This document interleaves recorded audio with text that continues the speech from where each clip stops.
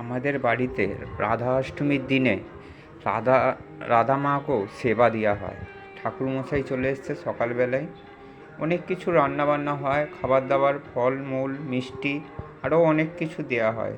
রান্নাও হয়ে গেছে, ঠাকুরমশাইও চলে এসছে, ঠাকুরমশাই পুজোও বসে পড়েছে। এইটা আমাদের বাড়ির বাইরের লুকটা দেখে নয় যে আমাদের ছাদ এটা, এই যে সবাই বসে রয়েছে পুজো দেখছে। এটা আমার ঠাকুমার ছবি, এই যে মারা গেছেন উনি, এটা আমার ঠাকুমার ছবি। এসব কত কিছু রান্না হয়েছে, ভাজাভুজি দেখুন, তারপর আমি দেখাবো আরও ডিটেলসে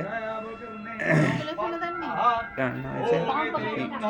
কাজও করছিলাম, আবার মানে ক্যামেরাও করতে হচ্ছিলো, তাই জন্য অসুবিধে হচ্ছিলো। এই মুম্বাইয়ের লালবাগের রাজা দেখুন, এই দেখুন, এটা লালবাগের ছবি, মুম্বাইয়ের লালবাগের রাজা।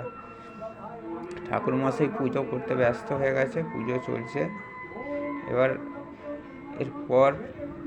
আমি ভিডিওটা একটু করবো, কাকিমাকে বলছিলাম যে কাকিমাকে জোগাড় করতে বললে আমি ভিডিওটা করবো বলে ঠিক করছি।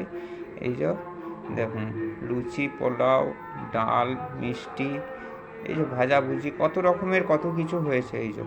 এই দেখো দেখো ঠাকুরমশাই পুজো দেবে, মাকে, রাধা মাকে সেবা দেবো, সেবা দিয়ে তারপর বাচ্চাদেরকে আমি নিমন্ত্রণ